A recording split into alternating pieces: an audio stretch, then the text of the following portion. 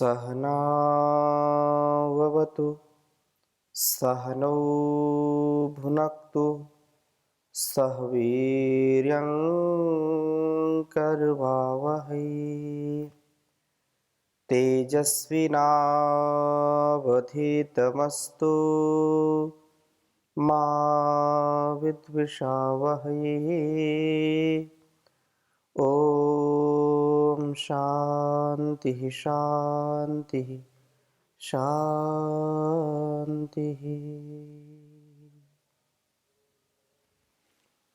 वैदिक जीवन पद्धति की इस कक्षा में आप सभी श्रोताओं का, दर्शकों का हृदय की गहराइयों से हार्दिक स्वागत है, अभिनंदन है। वेदो अखिलो धर्म मूलम, वेद सब सत्य विद्याओं का पुस्तक है। वेद का पढ़ना, पढ़ाना, सुनना, सुनाना तथा अपने आचरण में लाना हम सभी श्रेष्ठ जनों का, आर्यों का परम कर्तव्य है। जीवन बहुत अनमोल है और इस जीवन का हम सदुपयोग कर पाए, इस जीवन में हमारे एक पल भी असत्य का, अज्ञान का, अविद्या का, अधर्म का प्रभाव ना आए, अध्यात्म का स्वभाव हमारा बन जाए। इस दृष्टि से कल्याणी वेदवाणी का स्वाध्याय नित्य प्रति करते रहना, और यह स्वाध्याय उस ईश्वर की ओर हमको आकर्षित करता है। यह स्वाध्याय हमको इस सृष्टि के प्रति जो हमारा कर्तव्य है उसके प्रति प्रेरित करता है। हमारे मन में इसकी वासना, इस भौतिक जगत की जो कामना है वह केवल व्यवहारिक स्तर पर ही होती है, अर्थात जीवन को जीने के लिए, जीवन निर्वहन के लिए जिन जिन व्यक्ति, वस्तु, स्थान की आवश्यकता होती है उसको हम निर्लेप भाव से, निष्काम भाव से प्रयोग में लाते हैं, परंतु उस पर आसक्त नहीं होते, क्योंकि हम जानते हैं कि यह संपूर्ण संसार उस परम पिता परमेश्वर के द्वारा बनाया है, वह कण कण में विद्यमान है। इसलिए असत्य का मार्ग, अज्ञान का मार्ग, अविद्या का मार्ग, अधर्म का मार्ग हमको अंधकार की ओर ले जाएगा, और जहाँ पर अंधकार है वहाँ पर सत्य का स्वीकार, धर्म का स्वीकार करना असंभव हो जाता है। हम वेदों के इन मंत्रों का स्वाध्याय करते हैं तो हमारी चित्त की जो जागृति है वह प्रकाशित होती है। सुसुप्ति या अंधकार कह लें, मन का जो विकार है, जो चांचल्य प्रवृत्ति है, उससे हम बचते हैं। प्रभु की शक्ति, उसकी भक्ति से हमारे जीवन की मुक्ति है। ऋग्वेद के अंतिम मंडल, 10वें मंडल का हम स्वाध्याय कर रहे हैं, और 10वें मंडल के 5वें सूक्त के दूसरे तीसरे मंत्र का स्वाध्याय हमने पिछली कक्षा में किया था, जहां यह बात आई थी कि प्रभु के नाम का स्मरण करना, और प्रभु ही हम सबके घर हैं। हम सब मिलकर चलते हुए प्रभु के सच्चे उपासक बने। हम हृदयों में प्रभु के नाम का सुमिरन करते रहें और श्रेष्ठ मार्ग पर चलते रहें। न्याय मार्ग से कभी हम भ्रष्ट ना हो, हम सदा सर्वदा सुपथ से चलें, कल्याण के पथ से चलें। और तीसरे मंत्र में कहा था कि प्रभु में निवास करने वाले जो होते हैं वो मन सत्य वाले होते हैं। मन जिनका निर्मल होता है, सत्य का पालन करने वाले होते हैं। मस्तिष्क प्रज्ञा वाले तथा शरीर सुंदर और आनुपातिक अंगों वाले होते हैं। ये सर्वलोक हितकारी कर्मों को करते हुए, अपने मन को पवित्र बनाते हुए सदा प्रभु के भक्ति में, उसकी श्रद्धा पूर्वक स्तुति में, प्रार्थना में, उपासना में अपने आप को लगा करके रखते हैं। बहुत ही सुंदर बात कही है।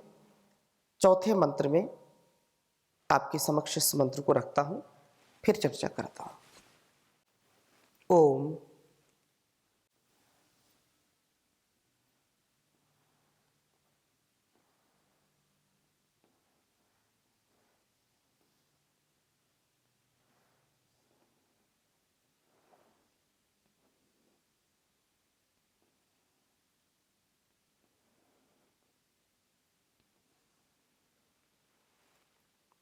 ऋतस्य हि वर्तनयः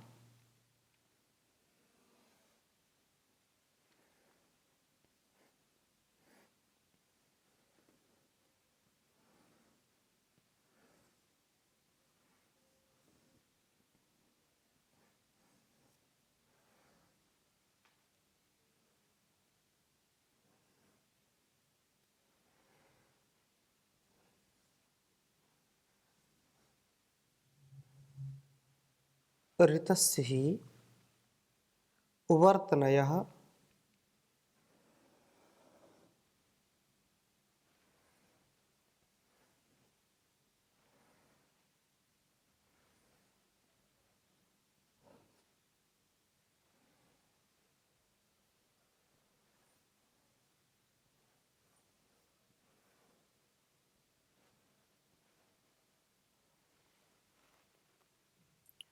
सुजातमिषो।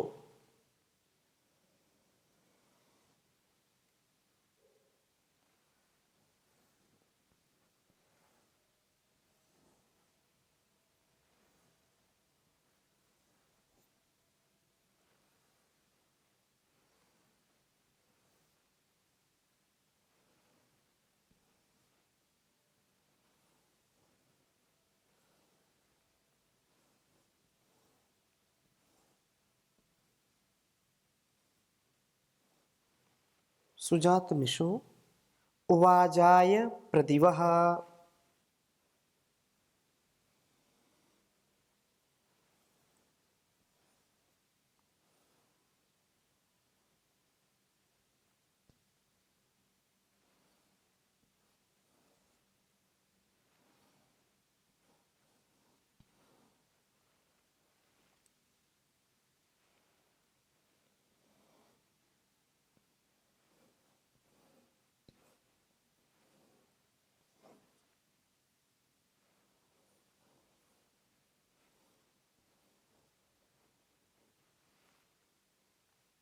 सजन्ते।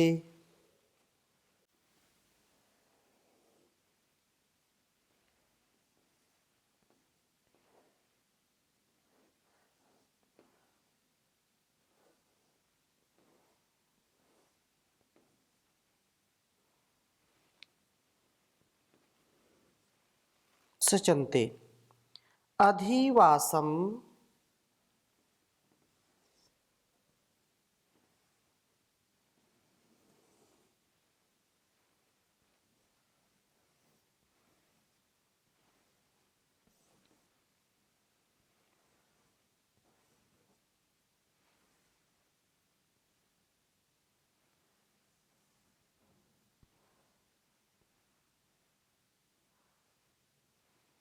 अधिवासम रोदसी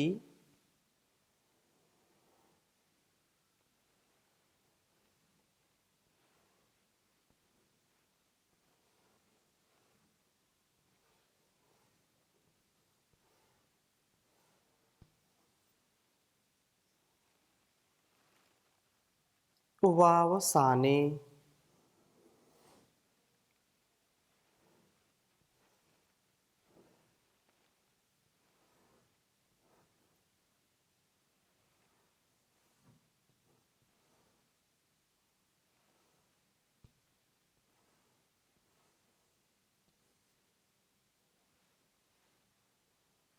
वावसाने घृतैरन्नैर्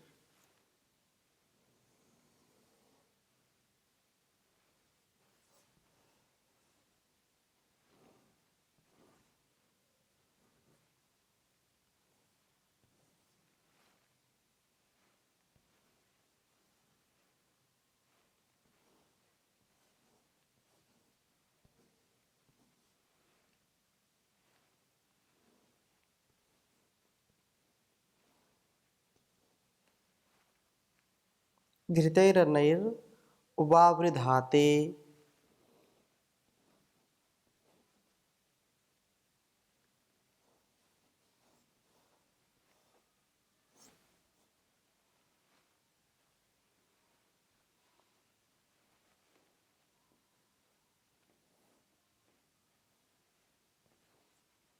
वावृधाते मधूनाम।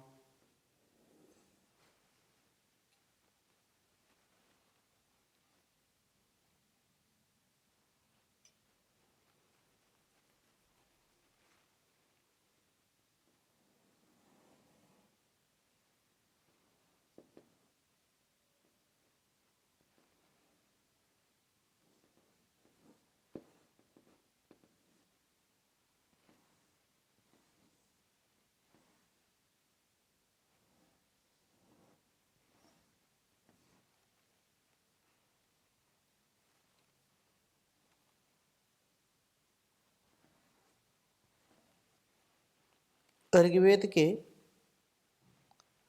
10वें मंडल का 5वां सूक्त है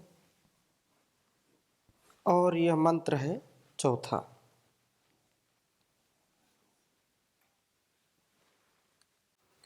ओम ऋतस्य हि वर्तनयः सुजाता मिषो वाजाय प्रदिवः सचन्ते अधिवासं रोदसे वावसाने घृतैरन्नैर्वावृधाते मधूनाम्।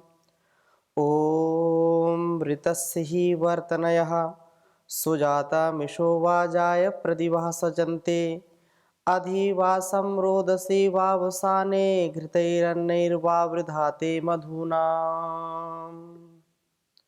बहुत ही सुंदर वेद मंत्र है।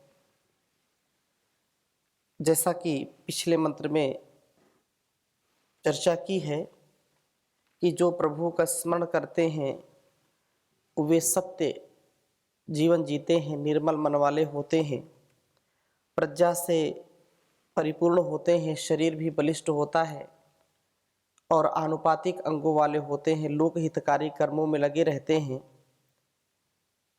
इसी प्रकार से इस वेद मंत्र में कहा सुजातम, उत्तम शक्तियों के विकास वाले इस प्रभु भक्त को ही, जो प्रभु की भक्ति करेगा, जो भक्ति का तात्पर्य क्या है, भज सेवायाम, जो उस परम पिता परमेश्वर के उपदेशों का पालन करता है, उसका विधि निषेध जो कल्याणी वेदवाणी का आदेश उपदेश संदेश है, इसको जो आत्मसात करते हैं, वैसा ही जो जीवन जीते हैं, जो प्रभु की आज्ञा का प्रियाचरण करते हैं, वास्तव में वे प्रभु भक्त कहलाते हैं। तो प्रभु के भक्त को ही निश्चय से ऋतस्य वर्तनयः, जैसा वेद मंत्र में कहा ऋतस्य ही वर्तनयः, ऋतस्य अर्थात जो सत्य का और जो कल्याणकारी मार्ग है, जो यज्ञीय मार्ग है, सचनते सेवन करते हैं अर्थात प्राप्त होते हैं। यह यज्ञशील होता है तथा सदा सत्याचरण ही करता है और प्रदिवः प्रकृष्ट प्रकाश व ज्ञान से युक्त अर्थात बुद्धि को सात्विक बनाने वाले, ईशः अन्नवाजाय शक्ति की ही वृद्धि के लिए, शक्ति की वृद्धि के लिए सचनते प्राप्त होते हैं। यह उन्हीं अन्नों का सेवन करता है। घृतैर अन्नैर वावृधा, कहा कि जो शक्ति प्रदान करने वाले हैं, जो सात्विक अन्न हैं, उन्हीं का सेवन करता है भक्त। सात्विक बुद्धि से युक्त बनता है, क्योंकि आहार शुद्ध हो, सत्व शुद्धि की बात कही है उपनिषदों में, और जिसका आहार संयमित है, सुनिश्चित है, जो हित भूख, मित भूख, ऋत भूख है, समय से खाना, जितना आवश्यक है उतना खाना, और पूर्ण सात्विक जीवन जीते हुए ईमानदारी का खाना, जो अधर्म से कमाया हुआ धन है उसका जो भोग है वह रोग उत्पन्न करने वाला है। इसलिए सात्विक अन्न की महिमा बहुत बड़ी है। जो सात्विक अन्न का सेवन करते हैं उनकी बुद्धि ठीक कार्य करती है, उनकी बुद्धि भ्रष्ट नहीं होती है। इसलिए महाभारत की कथा सब जानते हैं, समझते हैं। जब अधर्म का अन्न व्यक्ति खाता है, अनृत का जीवन जीता है, अनृतमय, असत्यमय, तो उसका स्वभाव भी बिगड़ जाता है, उसके संस्कार भी बिगड़ जाते हैं, कुसंस्कार से युक्त हो जाता है, उसकी बुद्धि भ्रष्ट हो जाती है। तो क्या सही है, क्या गलत है, क्या धर्म है, क्या अधर्म है, इसका विवेक नहीं रह जाता है। लेकिन जिसका भोजन, आहार जिसका शुद्ध है, जो सात्विक अन्न का ग्रहण करने वाला है, उसकी बुद्धि कभी भ्रष्ट नहीं हो सकती है। ये वेद भी यहां पर इसका संकेत कर रहे हैं।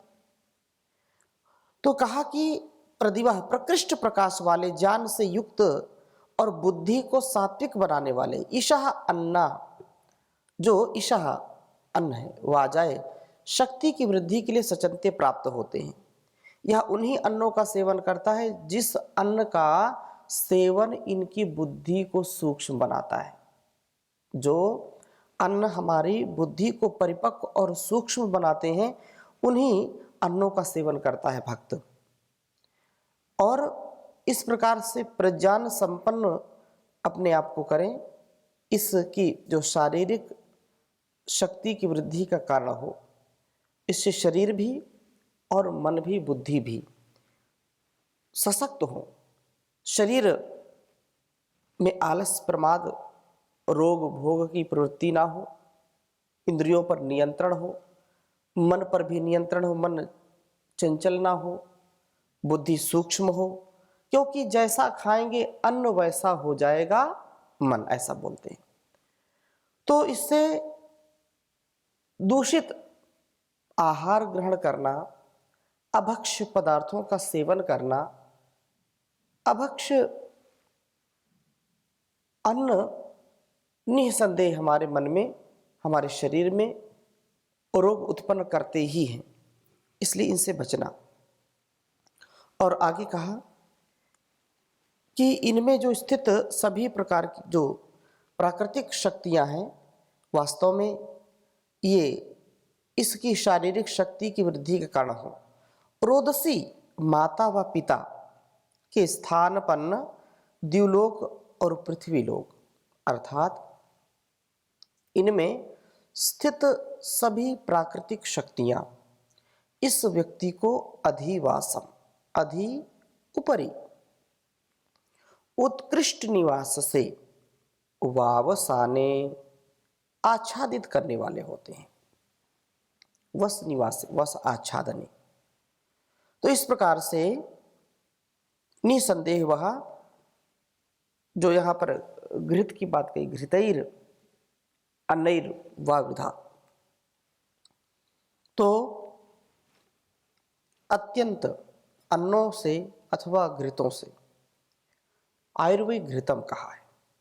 जो घृत है वो हमारी आयु को बढ़ाने वाला है। और इस प्रकार से घृतैर अन्नई, मनों के क्षरण से दीप्ति वाले होते हैं। जो घृत तो हम जो खाते हैं वो भी, और यहाँ घृत जो घृ क्षरण दीप्तियो हो, अन्नों से अथवा घृतों और अन्नों से इस व्यक्ति को वावृधाते, खूब बढ़ाते हैं, सदा वृद्धि की ओर ले जाते हैं। शुद्ध जलों से उत्पन्न, चारों को खाने वाली, शुद्ध जलों को पीने वाली सूय वसाद भगवती ही भूयाः शुद्धा अपः सुप्रपाणे पिबन्ति। जो गौओं के दूध को या गोघृत को, गोदुग्ध को, गो दधी को, गोतक्र को सेवन करते हैं, तो गौओं के दूध से प्राप्त घी भी सात्विक और बहुत ही हमारी आयु को बढ़ाने वाला होगा। इसके सेवन से इस प्रभु भक्त की सब शक्तियों का ठीक ही विकास होगा। हम सत्य के मार्ग पर चलें, सात्विक अन्नों का, सात्विक घृत का सेवन करें, और ये सात्विक अन्न, सात्विक घृत हमारी शक्ति को बढ़ाने वाले हैं, शारीरिक शक्ति को भी, मानसिक शक्ति को भी ये बढ़ाने वाले हैं। और सदा व्यक्ति आगे बढ़ता ही रहेगा जो सात्विक अन्न का ग्रहण करेगा, क्योंकि जो तामसिक, राजसिक अन्नों का ग्रहण करेगा वह व्यक्ति भोगी बनेगा, रोगी बनेगा और अल्पकाल में ही मृत्यु को प्राप्त हो जाता है। वह तेजहीन, बलहीन, बुद्धिहीन, विवेकहीन व्यक्ति होगा। अपनी बुद्धि को सूक्ष्म करना है, शरीर को बलिष्ठ बनाना है और 100 वर्ष तक जीने का यदि प्रयत्न करना है, पुरुषार्थ करना है, तो उत्तेजक पदार्थों का सेवन ना करें। जो सात्विक पदार्थ है उन्हीं का सेवन करें। जो तामसिक आहार हैं, जो राजसिक आहार हैं, उनका सेवन व्यक्ति के जीवन को भी अल्प करता है, उसकी बुद्धि को अल्प करता है। बुद्धि भी उसकी स्थूल बुद्धि, सूक्ष्म बुद्धि का उसको ज्ञान नहीं होगा। इसलिए बहुत सुंदर यह बात है कि हम अन्न का सेवन करें, लेकिन सात्विक अन्न का सेवन करें, घृत का सेवन करें, बिना गोरसम को रसो भोजना नाम। बहुत सुंदर बात कही। हे मना तू जाप कर उस ओम सच्चे नाम का, योग साधन कर सदा अभ्यास प्राणायाम का। यह बड़ा दुर्लभ समय क्यों व्यर्थ खोता है इसे, फिर रहा भूला हुआ नहीं फिक्र है अंजाम का। हे मना तू जाप कर उस ओम सच्चे नाम का, योग साधन कर सदा अभ्यास प्राणायाम का। वेद के अनुकूल उस ईश्वर की भक्ति के बिना, सोच कर बतला जरा फिर यह जन्म किस काम का। कुछ नहीं अब तक बना, अंतिम समय अब आ गया, शीघ्र ही कुछ कर ले अभी नहीं वक्त है आराम का। होएगी तुझको सफलता, होगा बड़ा भागी तभी, दर्श जब हो जाएगा तुझको प्रभु सुख धाम का। हे मना तू जाप कर उस ओम सच्चे नाम का, योग साधन कर सदा अभ्यास प्राणायाम का, अभ्यास प्राणायाम का। ओम शांति शांति शांति।